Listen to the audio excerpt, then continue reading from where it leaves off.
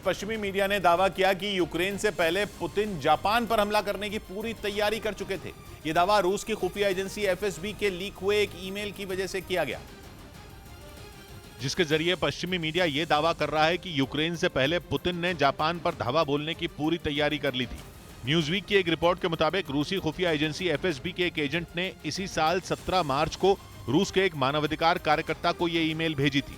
इस ईमेल के मुताबिक पुतिन अगस्त 2021 में जापान के खिलाफ जंग लड़ने की काफी गंभीरता से तैयारी कर रहे थे। दावा है कि उस ईमेल में जापान को निशाना बनाने की तैयारी कर रहे रूसी हेलीकॉप्टरों की पूरी जानकारी दी गई थी। मतलब यह कि रूसी सेना जापान पर हमला करने के लिए सिर्फ पुतिन के एक इशारे का इंतजार कर रही थी, क्योंकि रूस इस बात से नाराज था कि जापान उसके कब्जे वाले कुरील द्वीपों को अपना बता रहा था, जबकि दूसरे विश्व युद्ध के दौरान ही रूस ने इन द्वीपों पर कब्जा कर लिया था।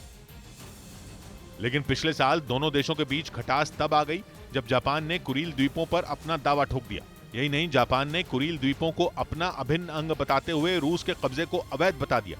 असल में कुरील द्वीप जापान के उत्तरी हिस्से से रूस के कमचत्का प्रायद्वीप तक करीब 1300 किलोमीटर में फैले हुए हैं।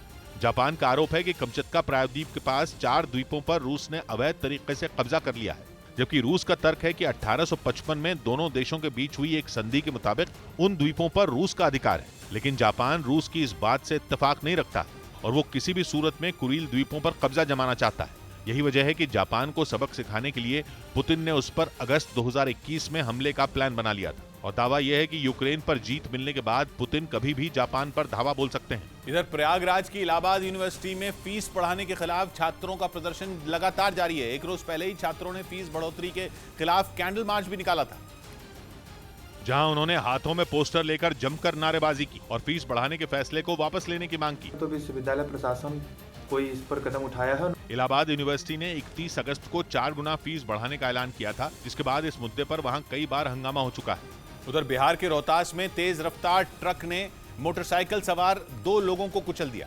आरोप है कि फरार होने के चक्कर में ट्रक ड्राइवर मोटरसाइकिल को करीब 3 किलोमीटर तक घसीटता ले गया और इसी बीच ट्रक में आग लग गई। चंद मिनटों में ही आग की लपटों ने ट्रक और मोटरसाइकिल को जलाकर राख कर दिया। बताया गया कि ट्रक ड्राइवर ने जिन 2 लोगों को कुचला, उन्होंने सड़क पर ही दम तोड़ दिया।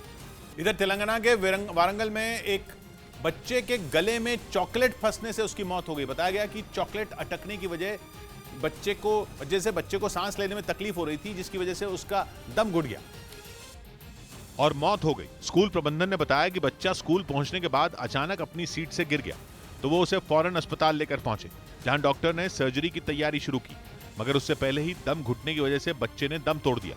इस बीच मिस्र के राष्ट्रपति गणतंत्र दिवस पर मुख्य अतिथि होंगे।